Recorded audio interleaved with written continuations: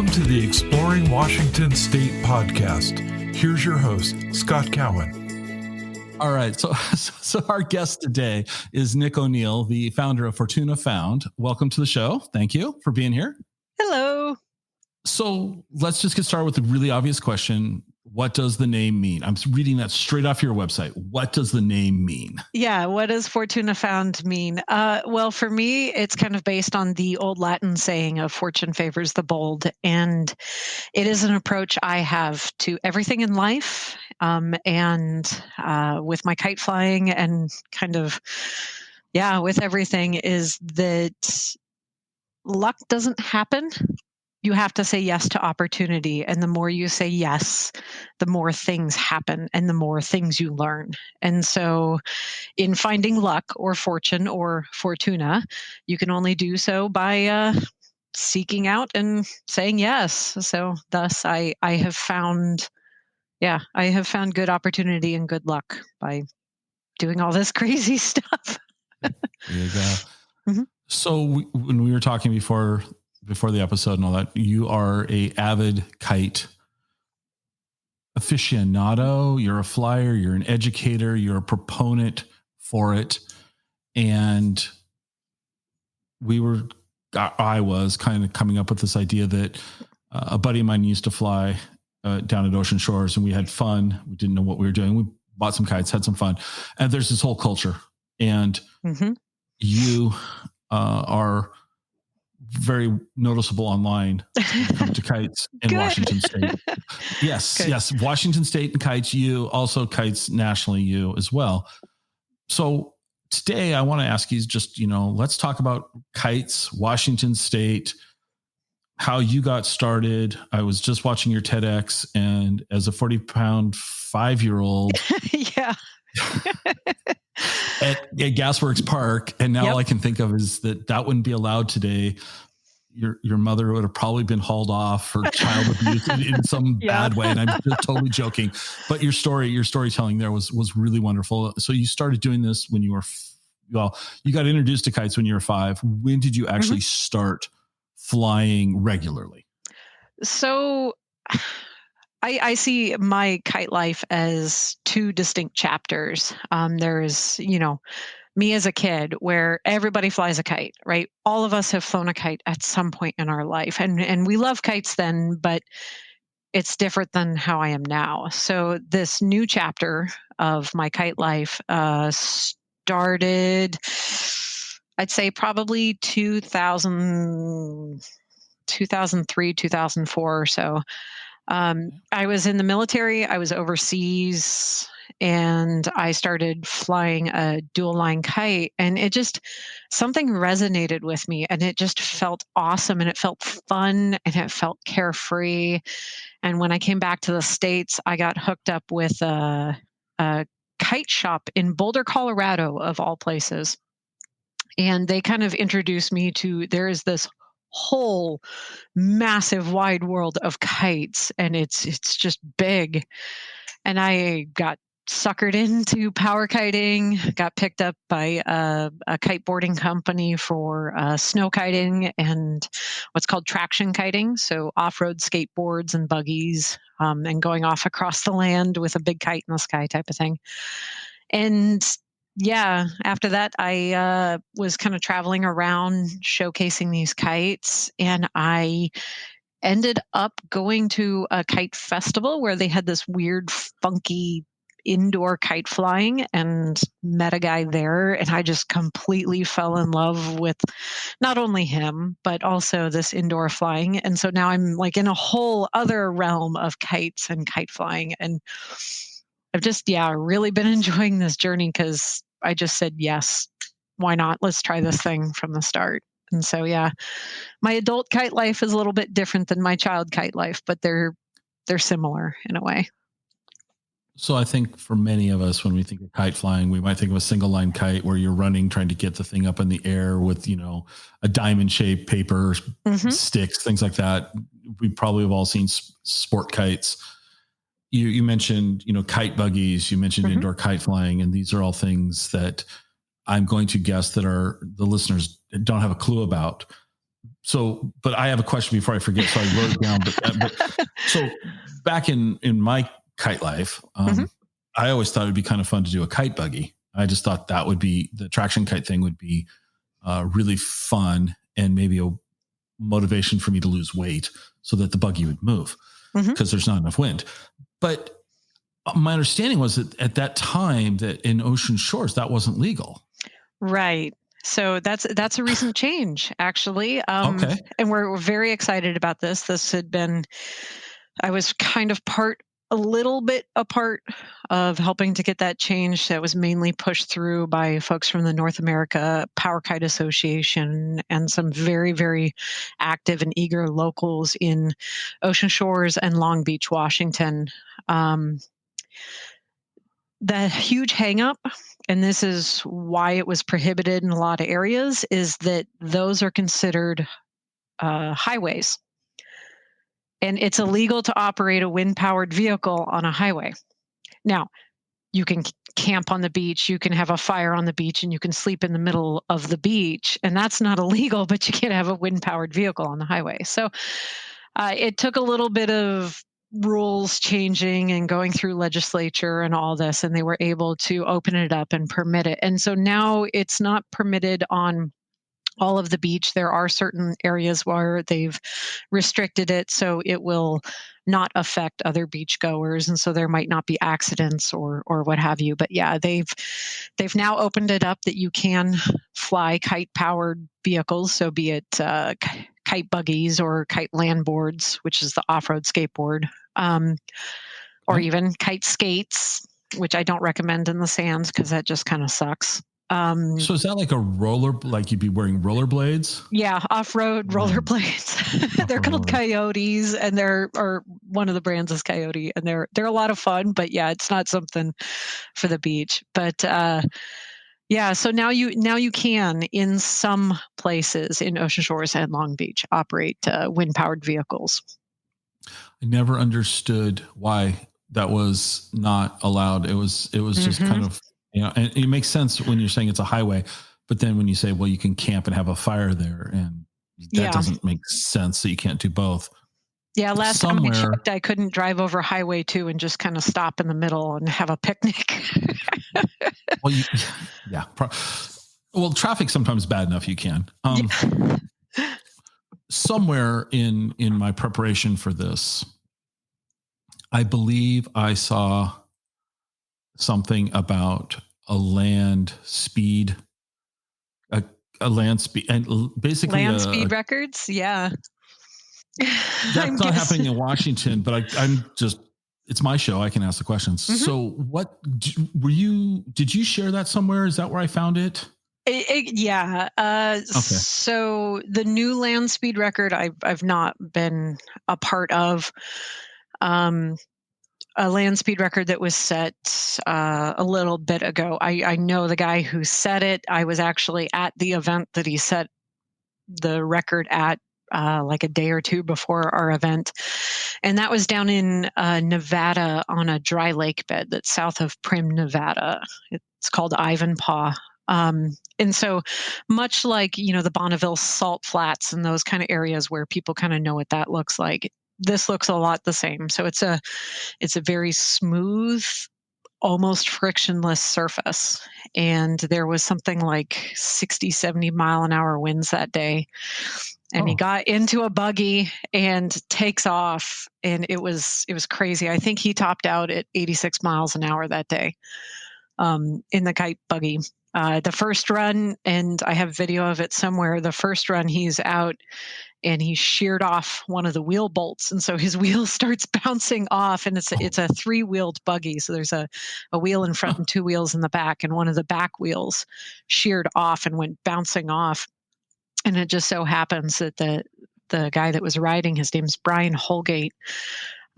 He happens to be what we call a trick buggy flyer. So he sometimes does wheelies and pops it up and does all this stuff. So he just popped it up on 2 wheels doing like 60, 70 miles an hour and came to a stop.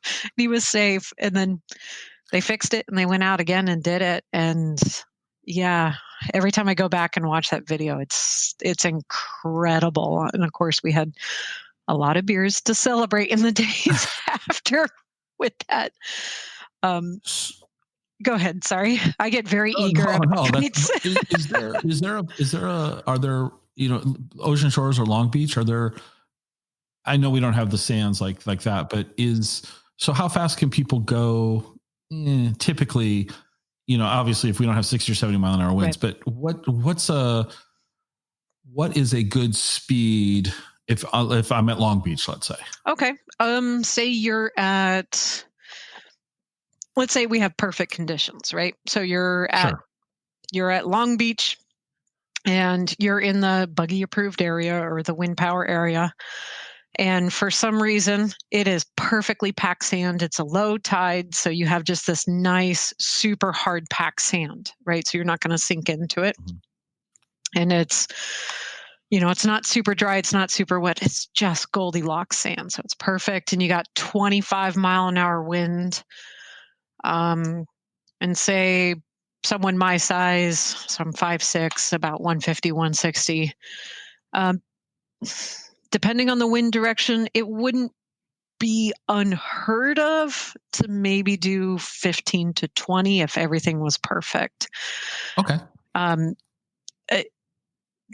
Yeah, you get into issues with the wind direction, and the sand becomes a huge friction point, and it'll suck you down. So chances are you're more going to be in the 5 to 10 mile an hour range in something like that. Okay. Yeah. So that just makes what he accomplished even more impressive. Yeah, and he was on a really small kite. So there's another one of the factors in all of power kiting, right? Is bigger kites generate bigger power. And he was on what we jokingly called a postage stamp. He was flying on, I think it was a 1.8 meter kite, which is incredibly small. Anything bigger, and he would have been overpowered in that situation because there's no friction and he had the perfect wind direction. And yeah. Whereas 1.8 meters and you're flying down on the beach in Long Beach, you probably won't even get your buggy moving, even if you're a 40-pound 5-year-old sitting in the buggy. Yeah. Okay. All right. So there's traction kites, mm-hmm. which are interesting to me. Mm-hmm. But the thing I've never been able to wrap my head around, and it seems like it's fairly popular here in the state, is this indoor flying. Yeah. Kite flying indoors. I scratch my head and go, I think you need wind. How are these people flying kites indoors, and how did we get started in that type of event, hobby, sport? How did the whole sport get started? Just a bunch of crazy people taking their kite inside and saying, "Why the heck not?" That's because it's raining today. I'm going to go fly a kite indoors. Yeah. So actually, there's some, especially here in the Pacific Northwest, there's some very interesting history throughout decades and decades of sport kite flying, including when the Supersonics. Or not the Supersonics. Oh man, when the Seattle Sonics were here. And they were the Supersonics. Yeah. I sometimes forget not everyone knows the Sonics were here, or what the Kingdom was. We all remember the Sonics now. Yeah, I mean, they've been gone long enough. We're all kind of like they went to that other place. It doesn't count, right? Correct. Yes. So let's moving right along. Back when the Kingdom was still around and everything, there was actually during one of the halftimes, there was some folks flying indoors in, I think it was the late 70s, early 80s. I just came across a picture recently at the World Kite Museum. But yeah, they were flying kites indoors. They were flying stack kites indoors. And they got that gig. And this is, part of the NBA side, right? They got that gig at a halftime show because they had been earlier trying to set like a record for longest indoor flight of a kite. And they had been using the Kingdom as a large open space to fly them. So yeah, I mean, it's kind of been around off and on for a while, and it's really been growing, I'd say the past 2 decades or so. Indoor flying has, and there's a lot of little groups around using churches, using school gyms, using what they can. And just, the kites have gotten better. And now we're flying indoors when it's middle of winter and rainy and we don't want to be outside. We go fly indoors. How long are these kites? Not a pro, not somebody who's super practiced, but what's a reasonable expectation for an indoor kite flight? Well, all right. So, just like kind of with the rest of kite flying, indoor kite flying, there's different groups and different kinds of kites that you can use. The main three types of kites that you see are single line indoor kites, which those tend to be what we classify as gliders. So they just kind of glide around. Then you have two line sport kites, and then you have four line sport kites. This is my personal belief, is that single line is the easiest to get into. And that's actually what I use when I'm teaching new people, right? So I'm not having to teach them all sorts of movement or anything like this. I literally put the thing in their hand and say, walk to the other side of the gym and see what happens. And it clicks because now that kite's flying. They're like, oh, it's flying. I'm like, yeah, you're walking at 2 miles an hour. That kite only needs 2 miles an hour to fly. So now try walking in a circle and see what happens. Right. So they walk in a circle at 2 miles an hour backwards and the thing's flying. It's doing its thing. So that's the easiest to get into. And they come in all sizes. I mean, I've got indoor kites that are about this big. I've got indoor kites that are about this big. This isn't an indoor kite. This is just a kite on my desk. So I'm going to interrupt you. The first yes. kite she showed her fingers was about the size of a postage stamp. Yes. And the one that she's holding up now is probably 6 by 6? Yeah. This one's about 6 by 6. So 6 inches by 6 inches. Yeah. Yeah. And so even some of my super featherweight or super ultra lightweight kites are about six inches big. So they're small, but most of what I fly with and that I do performances with or perform with my partner with, they're about 3 feet by 3 feet. So almost a square. Okay. Yeah, so they're a little bit bigger visually. They're a little bit more stable. They're easier for folks to get into and to understand and to feel, and they make a bigger showy impact. So I've seen people fly bigger stuff indoors, and there's really no limits. You want to try and fly it. Sometimes it won't work. Yeah. Okay. You're based out of Anacortes, loosely speaking. Where do you like to fly? If you're just going to grab a kite and go outside for a little while, you're not going to go anywhere special. Where do you like to fly around Anacortes? Is there a spot? There's a handful of spots, and it completely depends on the direction of the wind. Okay. So there's the Swinomish Casino, which is nearby, and they have they're kind of at the top of the Laconner Swinomish Channel, and they kind of have an open space that's right there by these big bridges. And if there's good wind coming out of the north, that's a decent place to fly. But honestly, I would say my two favorite places to fly locally would have to be downtown Oak Harbor. They just redid a park down there. It's called Windjammer Park. And they've done an absolutely beautiful job with making this park, more family user friendly. So there's big open vistas, nice big picnic tables, big beautiful areas to fly. And I could either be flying on the grass or flying out over the ocean. And so, it's a nice, beautiful spot to be. And then Fort Casey, which is like halfway down Whidbey Island, just a gorgeous place to fly. And, you might see the Olympics down on the peninsula. You can see Mount Rainier. You can see all of the ocean. You can see, Fort Casey is just a very spectacular place to be. And that's 30-ish minute drive from Anacortes across beautiful Whidbey Island. So That's not a bad commute to go fly a kite. It's just horrible, to drive that far through beautiful woods to the beach. Right. Oh, no. Oh, someone's got to do it. Thanks for suffering for us. Mm-hmm. So you mentioned the World Kite Museum, and I'm going to guess that most of our listeners don't know that the World Kite Museum is actually located in Long Beach, Washington. Can you just give us like the 30,000 foot overview of that facility? What's it got going for it, and why should people maybe go check it out? Sure. So the World Kite Museum kind of got started as a passion project for someone that was doing a lot of traveling and collecting kites around the world. One of the first people to go to China and better understand that kite flying culture and wanting to share that with other people. And it grew from there.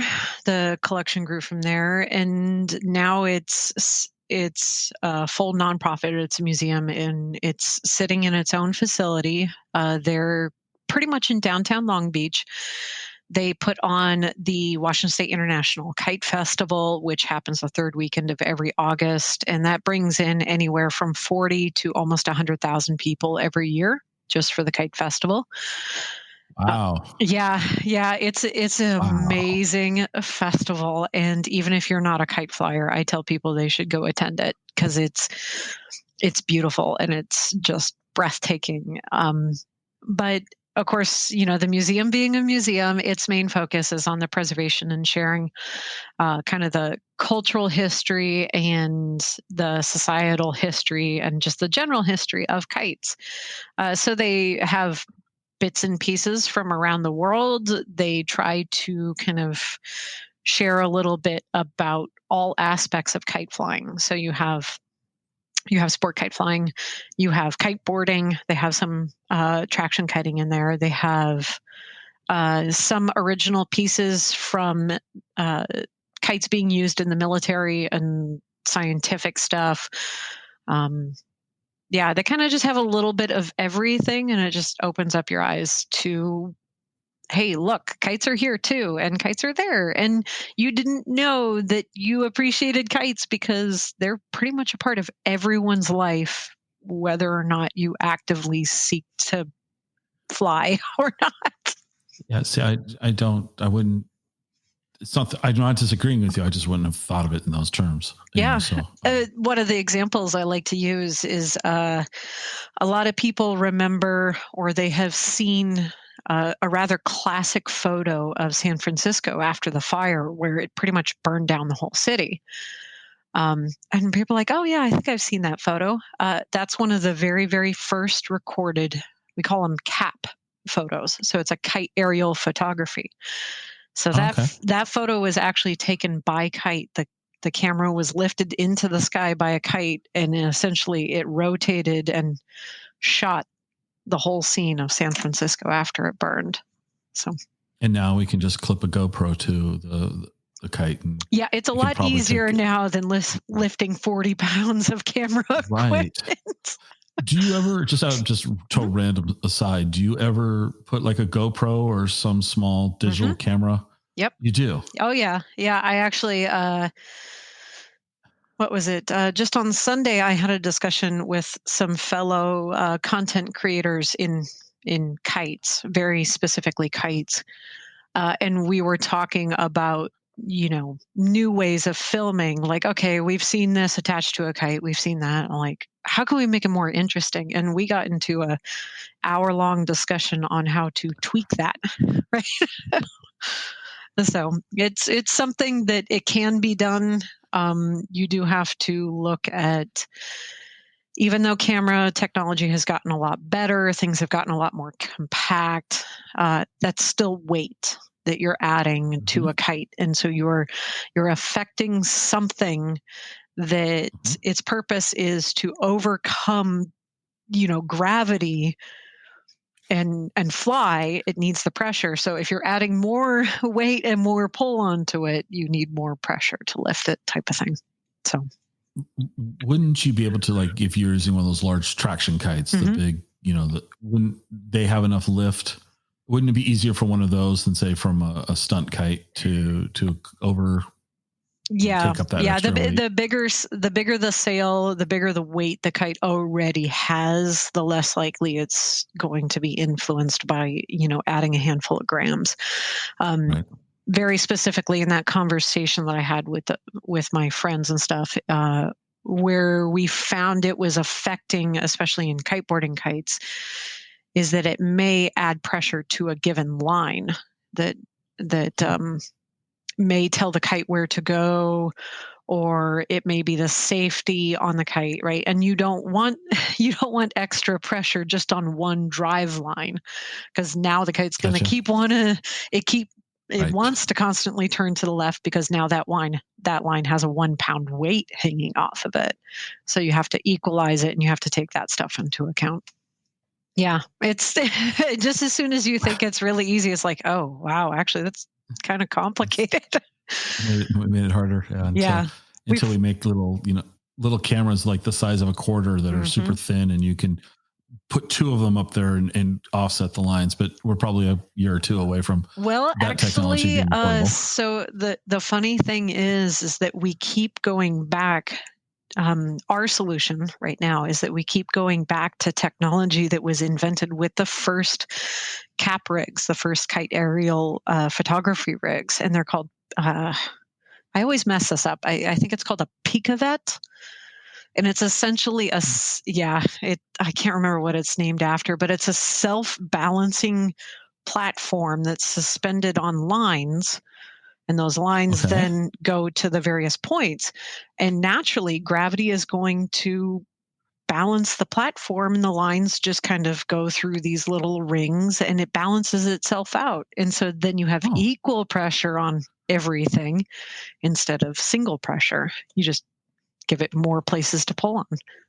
Yeah, but that's like 100-plus-year-old technology, and we're still using it. Well, just because it's old doesn't mean it's not good still. I mean, exactly. We need to kind of remember that sometimes, that things that are, just because it's not the latest model doesn't mean that it doesn't have a purpose and great value to us. Mm-hmm. One of the things we always ask, and we'll kind of weave these in. Normally I ask them at the end, but for the sake of this conversation, because we just already had to go through that drive through Whidbey Island that was so brutal for you. Oh yeah. Where else in Washington is, like, give us your top 3 places that you prefer to fly kites in Washington State. So if it's a suggestion for other people to go and fly, I want them to have the best experience they can. And of course, I'm going to recommend the coast. Pretty much anywhere on the coast is great. I have a special place in my heart for Pacific Beach, Mo Clips area, and also Clay Lock, and La Push. Yeah, those are the easiest, best places for other people to fly, and I still love them. Now, places that I have a special place, it's a special place in my heart and that I love flying, are tricky. And I guess part of the reason I love them is because it has not been easy to make it work. So one of them, one of them is on, essentially, it would be the south side of Mount Baker, and doing it in the winter and hiking up to an area called Park Butte Lookout. So depending on the snow, I might have to snowshoe in about 8-9 miles just to get to the open space where I could maybe fly. And then you're kind of just looking up at Baker, and it's massive and it's beautiful and it's just expansive and it's incredible.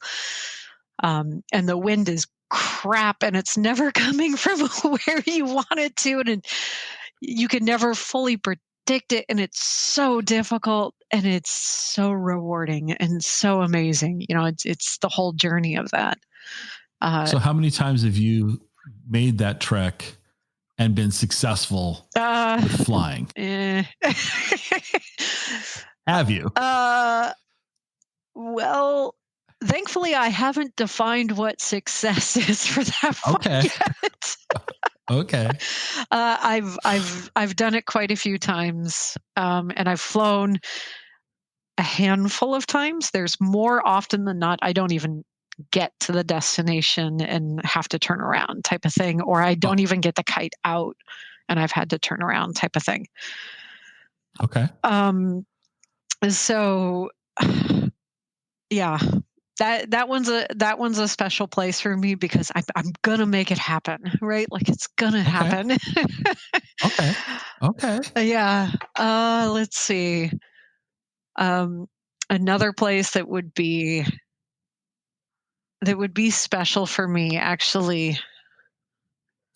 Ooh, this is kind of a weird one, and I think people are going to be surprised by this. Once I got in trouble for it, or actually, sorry, I got asked not to do it. Um, and I understand why. So I didn't, and I moved somewhere else and kept doing it. Um, I know this sounds weird. SeaTac Airport, not out on the airstrip. I mean, inside the terminal. Yeah. so so I had a small little indoor flyer.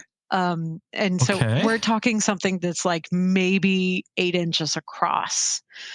And I travel a lot for kite flying, and I have this little tiny indoor kite that is with me at all times in my backpack, and it's relaxing, and I can pull it out anywhere. And I've been to a lot of airports, and there's a special place in my heart for SeaTac. It's had its problems, but it's unique. There's usually you know, there's live music and there's local food, and there's really this encouragement of kind of that the Seattle atmosphere inside SeaTac. So it's just kind of funky and unique. And so I pulled out my kite and yeah, fly right in front of beachers. So like quintessentially Washington, right? I get a beacher sandwich and a Starbucks Americano, and then I go to find an empty little seating area and I fly my kite. So, And they've asked you to stop. yeah. Why? What was the reasoning? Just out of curiosity, what was the reasoning for asking you to stop? I didn't push it. I've been asked to stop in a handful. I've done this in a lot of airports. When I'm bored and I'm sitting around and I want to move, it looks different, right? And I think that elicits a response. So people are like, someone's doing something over there and I don't know what they're doing, right? Even though I'm not like flopping around or anything. It's very slow, calm movements. But yeah, I was asked to stop and I was like, okay, that's cool. And I walked over to another area where there was no one sitting and I flew right there. So yeah, so I know that's kind of a strange one, but I would not have put that on my top 10 list of guests. Guesses. I said guesses. You would have given me 10 and it wouldn't have been SeaTac. Yeah. So, again, that one always has special memories, partly because that's also involved with going or coming from a kite festival, right? Okay. Or going and coming from travel to wherever. So it's just kind of capping off the like, hey, look, I had to go here for some stupid work commitment. I'm going to make this a kite event by bringing a kite with me, and I'm going to fly it in the airport. Haha. So yeah, let's see. A third one. Oh man, I'm really trying to explore some urban stuff right now. So I haven't found the right one per se. So I'll stick with natural areas. Yeah, I'll go back to the Rialto Beach, La Push area. Okay. It's not easy to fly there. The wind is usually howling pretty hard. But it's just a stunning backdrop. And I like the fact that I can completely disconnect from everything. There's no cell phone reception. Usually the place I stay, there's no TVs, there's no radio, there's nothing, right? And so I don't have those distractions, and I can just be completely connected with just my kite and the world around me and what's going on. So Yeah, I guess that's more about the feeling than necessarily the ease of kite flying. So as you can see, I'm not picking the best places to fly a kite. It's just the best places I go to fly.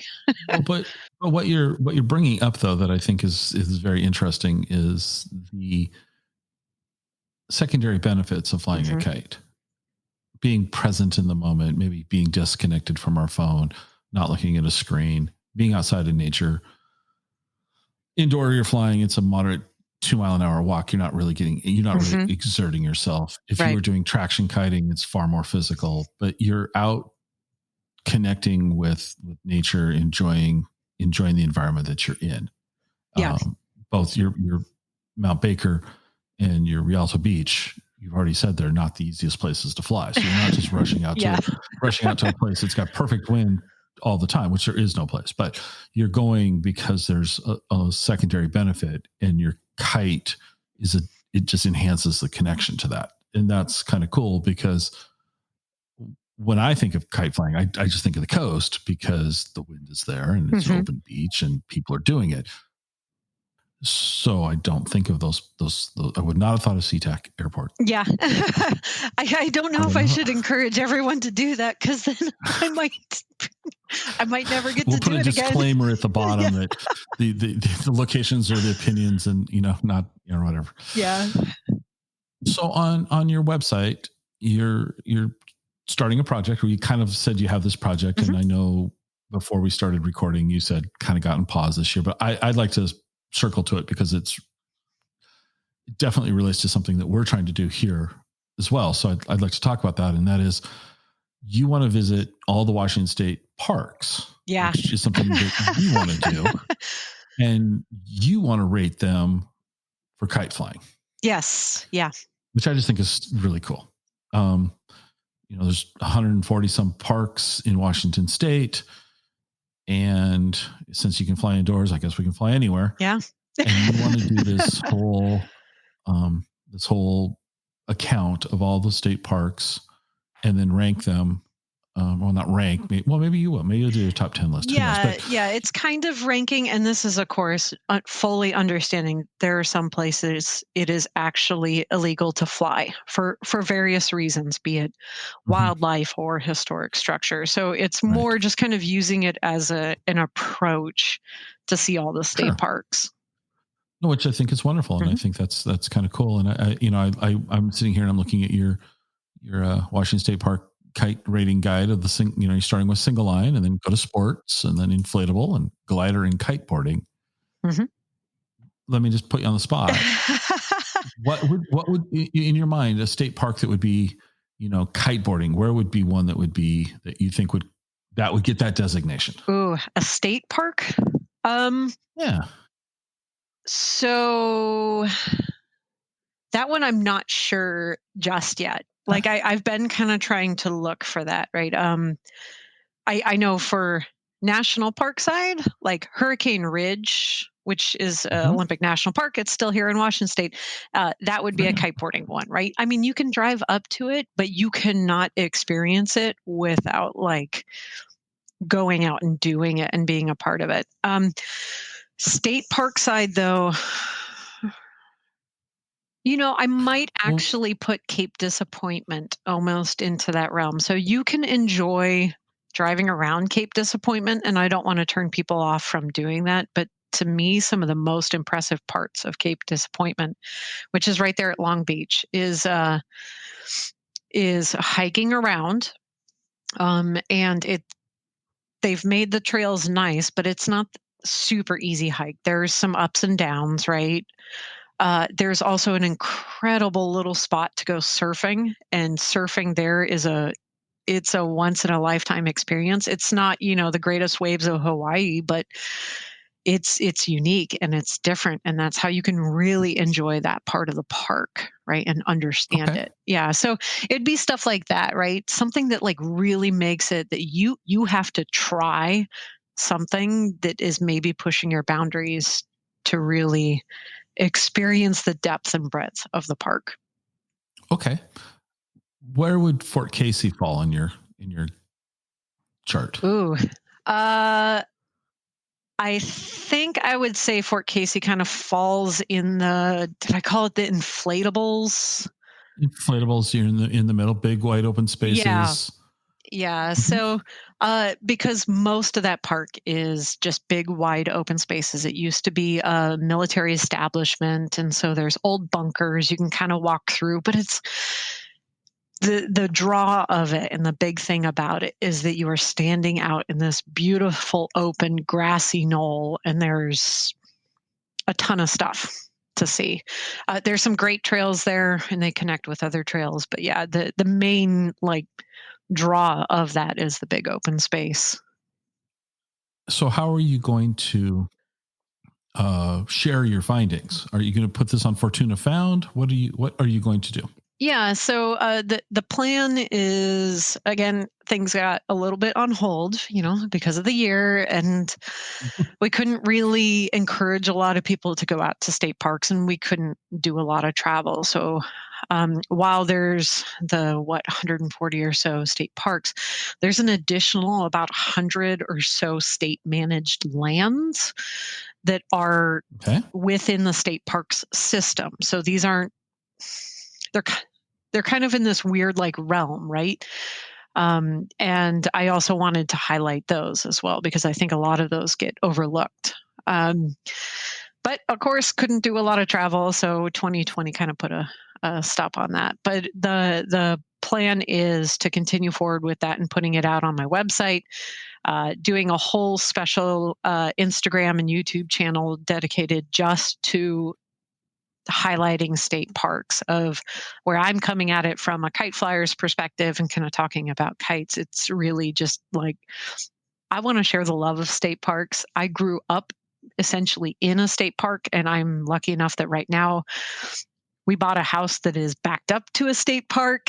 So I've worked for state parks. I love state parks, and I think they're a wonderful asset. So yeah, the website, Instagram, YouTube, and of course Facebook, and hopefully Reddit, and everywhere else I can think to put it. Everywhere else you can think of to put it. Yeah, and I Yeah. think that's I think it's a great project. It's a very ambitious project, Yes. and I think it's um well, because we're kind of trying to like I said, wrap our brains around how to do it ourselves, and it's logistically, okay, how do you go and do this and Yeah. and showcase, promote the state park, and if you're going to commit to doing all of them, wow, Yeah. that's a lot of driving. It's a lot of uh, getting out and not complaining. And this is what we do. This is for me. This is a passion project. It's fun. I'm not trying to say I don't want to do it. It's just kind of daunting to go, okay, I'm going to go do this. Yeah. It's a good thing I love camping. So Yeah. yeah. Well, and I don't see, because my idea of camping is bad room service. Oh man. Yeah. See, I'll So, sleep in the back of my car. I'll be excited. right. And so I'm going to be anyway. So you're going to come at it from a very unique and different angle, and we're going to come at it from a different angle. Mhm. And I just think it's great that you're doing that as well. Yeah, When we had a actually. conversation, Oh, go ahead. sorry. I'm I sorry, was go going ahead. to say that part of a conversation we had a little bit earlier, and something that's kind of a part of this, um, that I really appreciated, that you had said, is that part of the state park thing that I'm doing is I'm also wanting to highlight some of the stuff that's in the community around the park. Having grown up in a park, I know that part of the reason that that park is so beautiful and is such a treasure is because of the community around it. They invest in it. It becomes a piece of them. So I essentially grew up in Moran State Park on Orcas Island. My family operated the food stand and the boat launch for like 40, 50 years. We sold Oh, wow. firewood I grew up as like a little 7-year-old selling firewood in the park, riding out of the back of the truck, yelling firewood. through the campground. So, But you had a seatbelt on and you were uh, wearing a helmet, right? no, not at that age. No, this was the 80s. Come on. Yeah. It's also where I learned how to spit a cherry pit at a mail sign or mailboxes and dent a mailbox. So, yeah. Perfect. Yeah. But yeah, so I grew up, knowing that it is very much the people that also surround a park that make that park so special because they invest in it and it is a part of who they are. And so that's another thing that I'm wanting to do is be like, hey, there is really awesome food over at this little hot dog stand that's just around the corner. Check them out because it's a local, it's their thing. And yeah, and I know that's something kind of Uh, that you do and I really appreciate. yeah, we're all about trying to give awareness about non-franchise. Nothing against. There's some large Washington corporations that we don't talk about per se, Yeah. um, but they do wonderful things. Mhm. But I jokingly say, we don't need to talk about the space needle because it's been talked about enough. And so let's talk about something else in Seattle that maybe somebody hasn't seen 1,000 times. And there's wonderful little places to grab a cup of coffee in just about every community. Yeah. There's Gas station coffee where you stop and, the little coffee stand that's outside the gas station. It's no joke here in the Northwest. Just do it. It can be really I know. good coffee.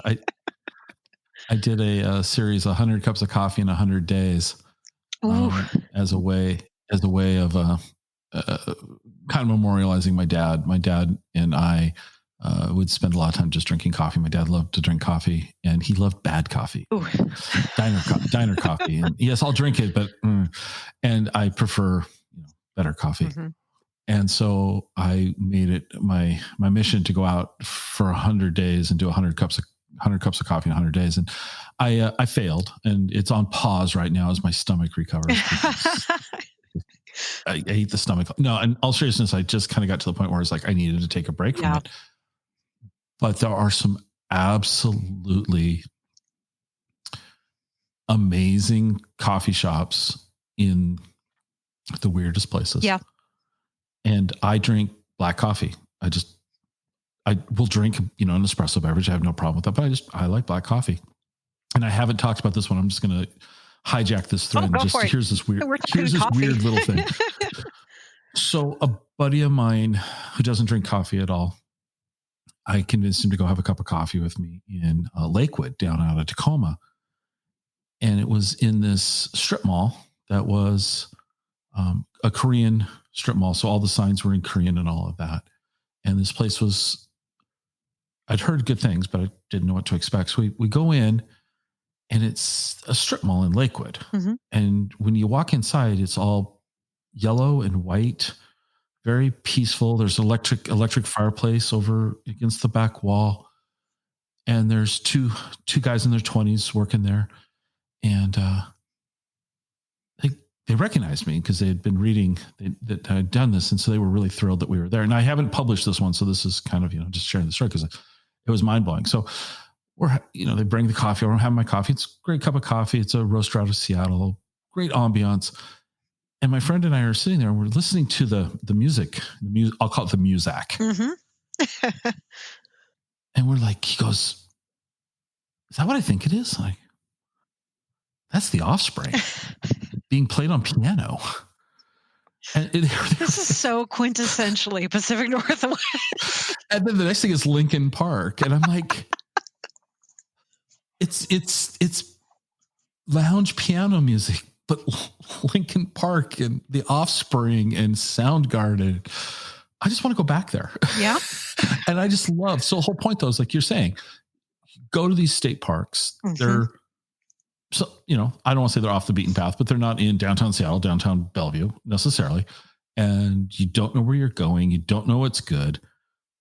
And you can take a chance, or you can look at your site and you'll say, oh, the hot dog stand, go check that out. Or we'll say, here, go have coffee over here. Mm-hmm. And I think people really, that's a whole lot better than stopping at, say, McDonald's Or no offense to Starbucks, but Starbucks. Yeah. Hey, Starbucks is consistent. Sure, I absolutely. use it for that, but yeah, if I'm in the Pacific Northwest, you're going to find me stopping at a gas station, most likely Right. the little And then, coffee you stand. find this magical cup of coffee and, a pastry that was Hmm. baked at somebody's house. Oh yeah, I'll take grandma's It's kind of fun. cookies any day. Right. And so it's kind of fun to explore the state. And that's what our goal is. Yeah. And then as you get out, you start to get exposed to people flying kites, people doing other things, Mhm. people snowshoeing. And I get to talk to a lot of people who do things that I'm never going to do. And well, I'm just not. It's just it's not my wheelhouse. But it still doesn't mean it's not interesting to me. It's still, and I think people get a kick out of hearing about these things because indoor kite flying, who'd have thunk it? You know, but when we talked on the phone, I don't know, it's been a month ago or so. And we had a great conversation. You brought up something, and totally you're not prepared for this, but I think it's easy for you. Columbia Gorge Mhm. and kiteboarding, or can you kind of try to share with our audience how crazy does one have to be to do that? I mean, really? Well, okay. So the gorge is a very special place. It is it's one of the kiteboarding meccas of the world type of thing, right? Right.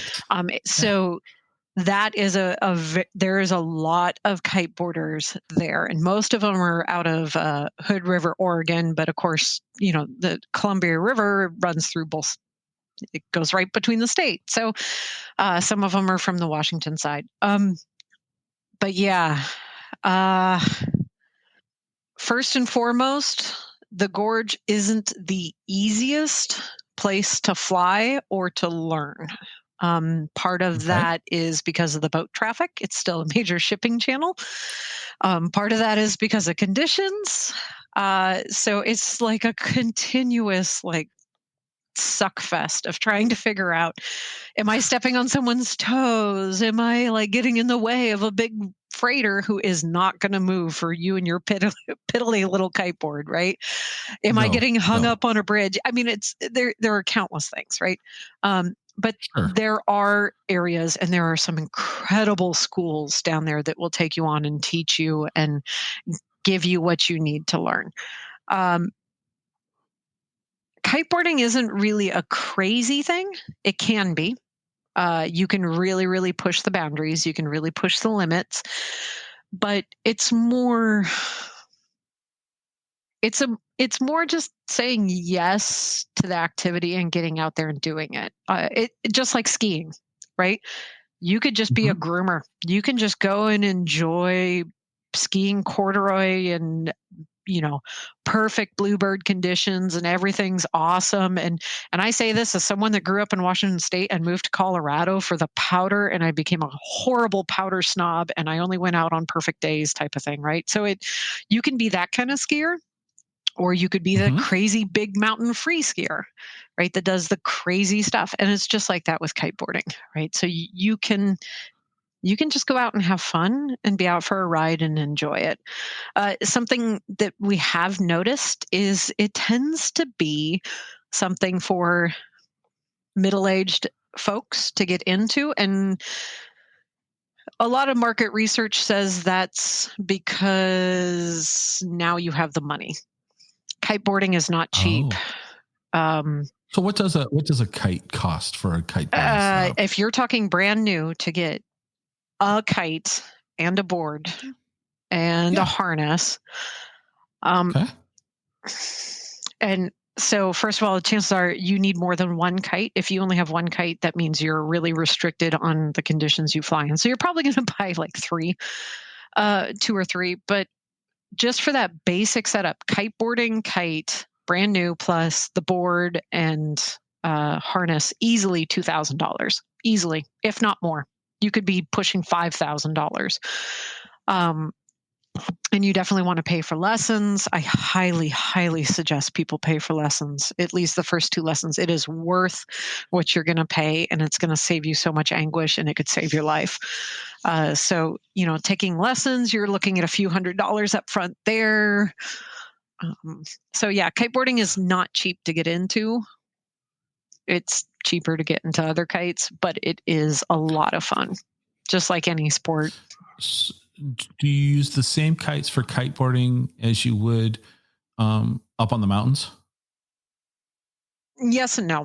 It's pretty much a similar setup. Some people do. One of the big differences, and I know if you have any kiteboarders listening now, they're probably going to be screaming at the podcast. That's okay. So traditionally, on the water, you have what's called an LEI, a leading edge inflatable. So it actually, the edge of the kite, the front edge of the kite, or the leading edge of the kite, and the struts. So it's kind of like the spine of the kite. They're actually pumped full of air to give them rigidity. And then you just have a skin that's kind of suspended across that. Those are great for water, right? Because if it goes down in the water, you have a flotation device. You can easily ride it and get it back up. You can take those up in the mountains. People do. There's some complications with taking those up in the mountains. So it's a pros and cons thing. A lot of times what you see in the mountains is foil kites.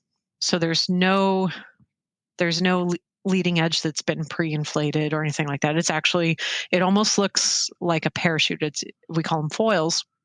And so air goes inside the foil and pressurizes the sail and creates the structure for the sail. So as the kite is flying, it stays inflated and does its thing. And now you have your wing and it creates the momentum and all that. The advantage to those being up in the mountains is now, say I use it to go up a mountain, I can easily stuff that foil into a backpack and ski down. It's kind of hard to do that with a leading edge inflatable. Those don't pack down as compactly. So in Washington, is there places in Washington that would be good for using a kite on the snow? Yeah. So there's a handful of places. There's what is it? Keachus. I forget what its full name is, but it's essentially the reservoir that's up on I-90. Some people fly there during the winter. It's not unheard of to Cochise? Is that Lake Cochise? Yeah, that one. Yeah, I'm like, I can see it in my head. Driven it hundreds of times. Mm-hmm. And that one's condition dependent, of course. And mountain flying is tricky. There is nothing that's easy about it. There's all sorts of other complications involved. Of course, any of the open mountains, most of them, you may or may not be able to ride in. I think Olympic National Park, you're not allowed to. Most national parks don't allow kiteboarding or kite flying within the park realm. So it's pretty much a blanket ban. But you could do it up the side of Baker if the conditions are right. Wow. Okay. I would be very careful doing that. And then, of course, probably the easiest, and this is depending on snow and if you have some friendly farmers, is over on the east side. All that big open farm space, when it gets snow, go out across the Palouse and just ride. I mean, why not? As long as the farmer's okay with it. I have a friend with a farm in Cleolum. Perfect. Yeah. I used to ride at a sod farm in Quincy. So they were kind of okay with it, and it was like, okay, so if there's snow, I'm coming over and I'm going to ride. And they're like, all right, cool. Just don't. Well, it's not like you're really hurting anything. Right. Right. Okay. Fascinating. That's just, see, the whole thing is that, I mean, if somebody starts thinking about kites, now to you, this is all old hat, all these different varieties, but if you're new to the concept, there's just all sorts of opportunities here. So, well, it wouldn't be an episode of if I didn't ask the stock questions. So we're gonna move away from kites per se, but we'll move in. So when you're not flying kites and you're not working your day job, where is a good place to go grab lunch, beer, where's your go-to places around you? Oh boy. And then I'll go, if you go anywhere in Washington, where's a place you've been before that you go, oh, that's a cool place. We should talk about that for a second. Sure. So I kind of hate to suggest this one because Anacortes is a tourist town, especially during the summer. And the place I like to go is slightly off the beaten path. And so during the summer, it's nice because it's not overrun. I can actually get a table. I can get, a beer, and it's got a spectacular view. And it's called Secret Cove. And there is nothing fancy about this place. It is pretty straightforward. But if I can go there for happy hour with my partner, both of us might have 2 drinks, and we have happy hour appetizers, and we can walk out of there paying $35. And we have just, sat on the water and watched, boat traffic go by, and we're looking at the Guimas Channel. So we're looking over at Guimas Island, and it's just absolutely beautiful, right? You are literally sitting above the water, and you're right next to the docks and stuff like this. So it's a little bit industrial and water view. It's worth it. And it's awesome, right? So really it's the ambiance, the bartender there / the cooks and stuff they're amazing people. They're just really friendly. They're really good people. The food isn't amazing, but it's just what you need, right? It's pub grub. In a way, right? So even if you don't go there or you've never been there, it's kind of your neighborhood bar, right? You walk in and you just feel like this is awesome, right? So that's the Secret Cove. That's in Anacortes. And man. So, let me ask you this. Yeah. Let me reframe the question. Where gas station coffee? Aha. How about gas station coffee? Gas station coffee for $200. Yeah. So I'm very, very lucky that we have some small batch roasters around here. And one of those small batch roasters actually has their roasting place happens to be right next to my work. So I can stop in there, and they do have some gas station kiosks, but they also supply my work with coffee. So I'm really not complaining. There you go. Yeah. And that's Mocha Joe's. Okay. I have heard of them. Yeah. Saw them up in Oak Harbor. Yep. Yeah. The coffee shop we stopped at up in Oak Harbor had them. Yeah. So, Mocha Joe's, I'm not trying to speak bad of them. They're not my favorite coffee in the world. My favorite coffee in the world is actually out of Tumwater. It's called Three Peckered Billy Goat. The art on it is from a very, very famous artist that all of us here in Washington State know, that it's also from Alaska. Ray Troll. You've seen his artwork. It's the salmon stuff. It's the kind of characteristic stuff. But Mocha Joe's is just a nice, good cup of coffee. And they do small batch roasting, and they do a lot of work of like public and community outreach. So they do a lot for, some local folks that have fallen on hard times, for, research stuff. They do a lot to help people. And that really means a lot to me in my cup of coffee. I'm willing to spend the money on a cup of coffee when I know that they do that much free giving back to the community. Like that really means a lot to me. No, that's great. Yeah. And that's one of the things that small businesses can really differentiate themselves with is what they choose to do with their revenue, their profits, and how they want to, if they choose to support the community that they're based in or the community that they're based around. Yeah. I think it's great. Yep. I have never heard of that coffee out of Tumwater. Yeah, it's called Ravens Brewery or something like that, and Three Peckered Billy Goat. You just have to look it up. I'll Google it. Yeah, it's delicious. Okay. It is delicious coffee. Okay. All right.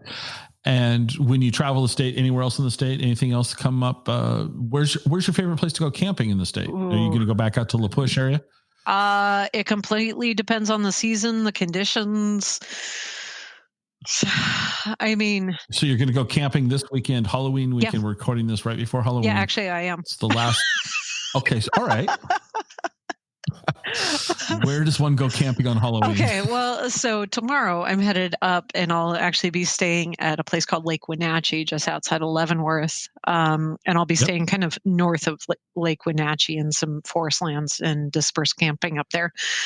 But there is, I love the Icicle Brewery there, that's in downtown Leavenworth, and Cured Meats. I think it's actually just called Cured. Yeah, they do an amazing selection of meats. And with both from my own personal experience and my partner being from Holland, we have a real profound love of traditionally cured meat. And they do some really good stuff. That's a little bit more on the beaten path. I'd say for off the beaten path, actually, downtown Omak, or is it Okanagan? I don't know. Those two towns are right next to each other. They are. Yeah, is the Breadline Cafe. I don't know if you've been there, but it is. I have not, and I'm thinking that's downtown Okanagan. Like, I can see exactly where it's at, and I just can't visualize, was that Omak or Okanagan? But the Breadline has some incredible history behind it. If you go, it's actually Omak. Yes. Omak. It's one of the O towns. I was wrong. Yes. It actually has some really incredible music history behind it, some bands and stuff that have come through there, but they just do some good home style cooking. And during kind of the edge of summer time frame, you can get fresh huckleberry lemonade. Someone actually hiked up into the woods and picked some huckleberries, and you can get some huckleberry lemonade, which I love. Let's go back here then. It's a beautiful thing. It's my show. We can talk about what's going on. Yeah. So tell me about this bands here at the Breadline Cafe. Mm-hmm. What sort of music are you referencing? So the first band that comes to mind was Too Slim and the Tail Draggers. So it's kind of fun, fun. Yeah. Almost Americana rock, just kind of enjoying and all that. Yeah, no. But there's actually been some famous bands that have the singers and stuff, they come through and they go up to Tonasket and go on personal retreats, and they'll come do just a sit down, off the record kind of coffee house playing session at the Breadline. And you're like, why the hell was this guy here? This is the most random place. Omak, Washington. And I don't think he did, but it would be Omak, Washington. Bruce Springsteen is just doing a coffee session of playing, and you're like, what? So yeah, they have well, I'm on their website, and I just found this list of who's played there, and it's four columns wide. Yeah. And I don't know, 150 names. Oh yeah. And it's a kind of quirky, random place. I mean, it's random thrift shop finds are just kind of everywhere. Usually the silverware doesn't match. There's a bike hanging on the ceiling. I mean, it's so weird. And it's awesome, and the food's delicious. How did I not hear about this place? How did I not hear about this place? Yeah, and thank you for being a guest, if nothing else, for this right here. Yeah, and it's just good, simple home style cooking. We're not talking 4-star Michelin, oh my God, but it's just you know what? I just want some mac and cheese and some cornbread, and I don't know, something, right? This is just home style cooking. You're like, well, it's comfort food, if you exactly. will. Man, you hit it. Comfort you food. hit it. Yeah. No, what a send you down the rabbit hole. Wow. Yeah, I'm gonna have to come back. The Flying Karamazov brothers played there. Mm-hmm. Go figure. Yeah, and it's not Just wow. usually Okay. announced when the bands are coming through because, again, sometimes they're just going up for, private retreats up at, there's that hippie commune in Tenasket. I can't remember what it's called. And they go up there and just hang out. And they come down to OMAC and okay, interesting. Okay, everyone go to OMAC. Yeah. Yep. If anything, go in winter so you can go watch the outhouse races in Concanoli.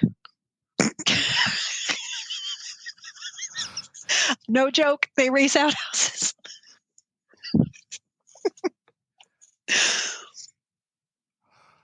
So we don't record the videos of this. To explain to the listeners, my face is of sheer amazement. Yeah. Outhouse races. Perfect. That's something Explore Washington State needs to cover this season. Yeah.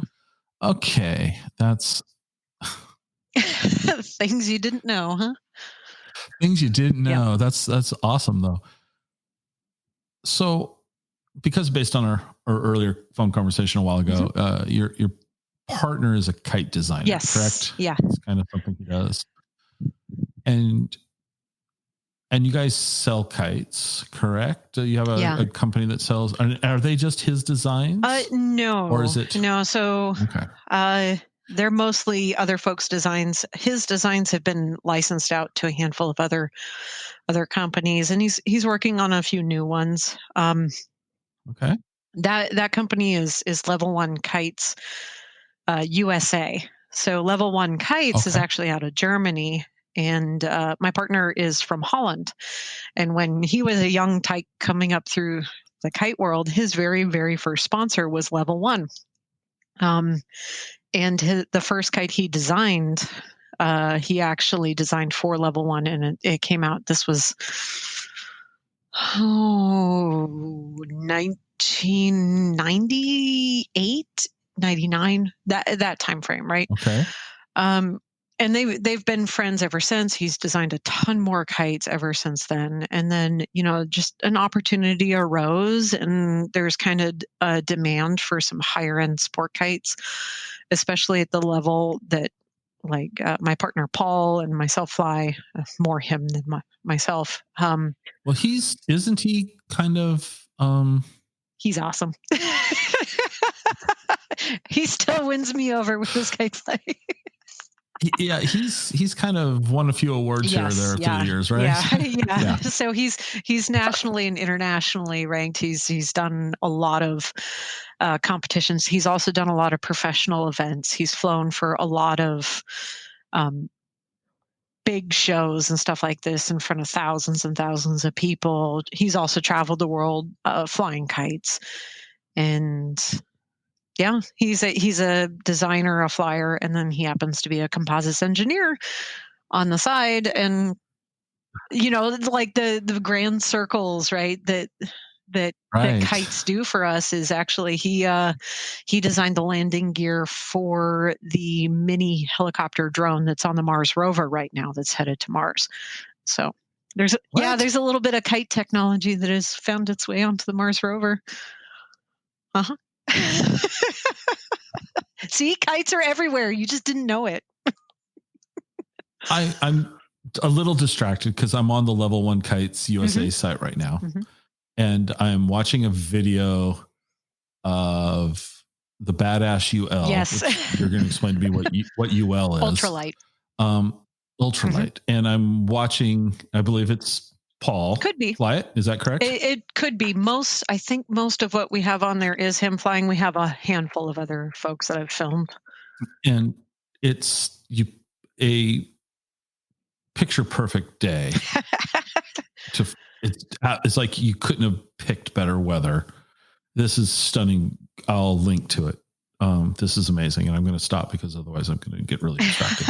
But just the cinematography is fantastic. The kite looks awesome. So if somebody wanted to get in, now these aren't going to be starter kites. So no.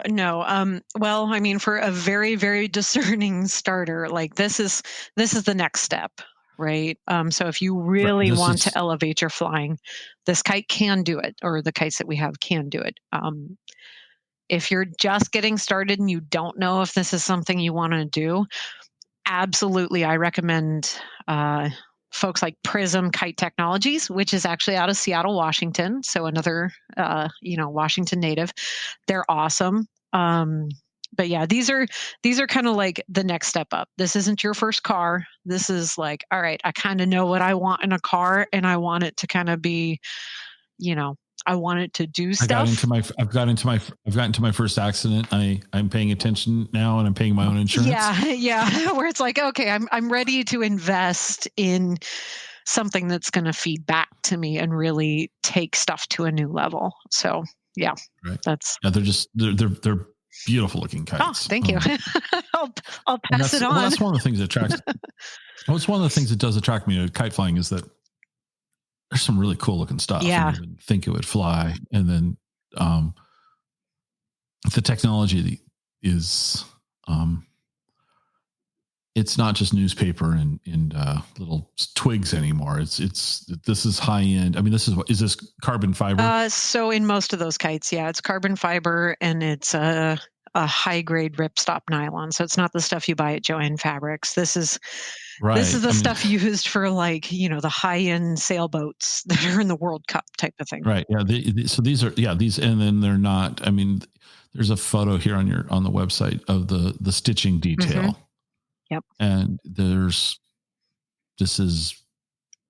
are not machine made. These are all hand cut, handmade. And then we, oh, they are. Yeah. So we actually, since this comes from Germany, we have, our German main company, has a sewer, and they sew all of the sails, and they send the stuff to us. And then, Paul assembles the whole kite. So he does all the framing. We were hands-on from start to finish with this thing. It's not machine made. It is incredibly precise, but it is all hand touched. We inspect every inch before it goes out, type of thing.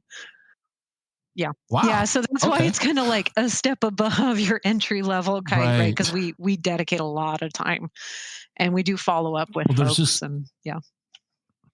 Well, there's one picture on the site that I'm looking at, and it's a green and white kite, kind of standing on its tip in front of an old log. Mm-hmm. Is that where's that photo taken at? Do you know off the top of your head? Let me flip through real quick. That one was on so is it the one that's like in very dark kind of old log? Yep, dark old log. There's a mossy tree in front of it, kind of the picture at the front. Yeah, so that's the Hall of Mosses in the Olympic National Park. Okay. So, yeah, and so we tie everything to watching this show. That is on 15-foot lines. Of course, you can't see the flyer in there. And Paul is standing about 15 feet away, and we had to, trying to film and fly is difficult. So right. No, this is awesome stuff. We'll put a link to it in the into the show notes. So we're going to wrap this up because this has gone longer than we normally do. And I can talk for that. No, I'd keep going, but we have to. If our audience wants to take a look at your stuff, where can they find you? And give them. We kind of started talking about Fortuna Found, and then we just jumped right away from that. And I feel a little bit of guilt, and I'd like to kind of maybe close with, what are you hoping to accomplish with that site? What's your goal for that platform? Awesome. Well, yeah. So to find me, you can go to www.fortunafound.com. That's FORTUNAFOUND.com. I'm also on Instagram, YouTube, and Facebook. Just look for Fortuna Found. Pretty much the only one that comes up under that name. So it should be very, very easy to find. So this for me is a very interesting passion project, and it's changing and developing as it moves along. So my passion, and it's the driving force kind of behind all of Fortuna Found, is that I love sharing and connecting and discovering and exploring through kites.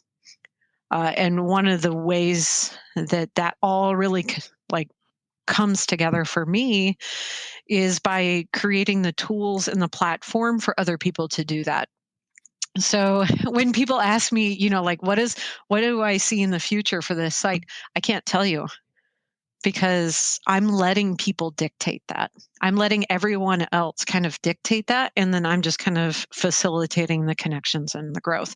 So this is a kite community for people to come together and to share with one another and to grow, right? So I've got, like, I'm working on resources for teachers, because I've got teachers coming to me saying, hey, I can't teach in a classroom and I want kids to try and make a kite at home. What can I do? Well, I just happen to know, some designers that I can be like, all right, here's the design problem. We need to create a design that kids can make at home with materials that they have at home and have it be a kite that works. So Fortuna just kind of presents the space for that. And then everyone can kind of plug and play what they want. And of course, the overarching theme is kites.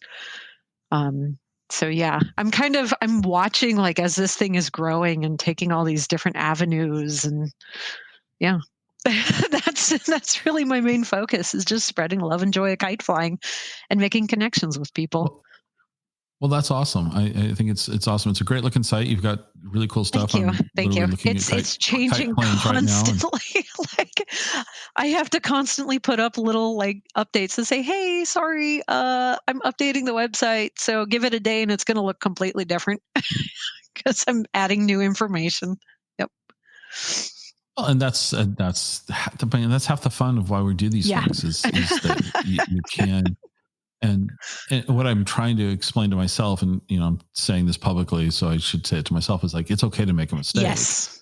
Just give it a try. You make a mistake and you go, well, that didn't work. And we'll go back to doing something slightly different. So I think I love it when we talk to people that are out here doing really cool things. And Fortuna Found and this whole kite flying and going to the ocean and seeing Washington State, it's awesome. So thank you for being on. I've exhausted my time with you. And in other words, you've got to get going. I know. And so I appreciate that. You've got to go camping. Yeah. We're going to go up and have some cured meats in Leavenworth. Well, the good news is you'll be able to park. There won't be that many people. I know it's going to be a beautiful day. I think a lot of people are going to be out. So. Well, that's true. I mean, but they've changed parking in downtown. You can't park down there now, and this is a strange year for everyone. Yeah. So, which actually, anyway. I know this is long, and it's just something I want to leave you and your listeners with. I'm not sure how familiar you or your listeners are with the maker community. And that's very much like, that's at the basis of Fortuna Found. And it's kind of what you said is the whole, trying things and getting away from, like, the fear of it not working, right? Like, just try it. And if it didn't work, okay, cool, move on, right? So that's why Fortuna kind of keeps changing and evolving and moving around, is because it's like, hey, we're just going to try this thing. And if it doesn't work, that's cool. We learned something. We either learned we maybe should tweak it this way or we should move it that way. And that is exactly what kites do. Didn't work. Was it the wind? Was it the wrong kite? Was it my shoes? Right?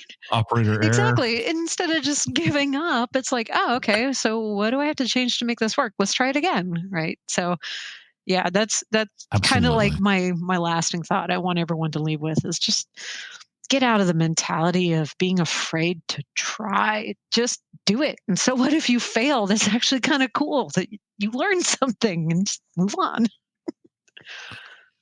Well, I think that's so well said. We'll stop with that. So thank you very much for being a guest.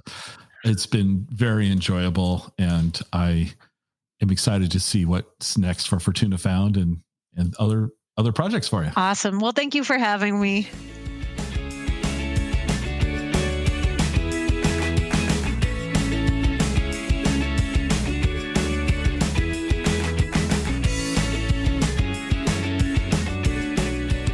Join us next time for another episode of the Exploring Washington State podcast.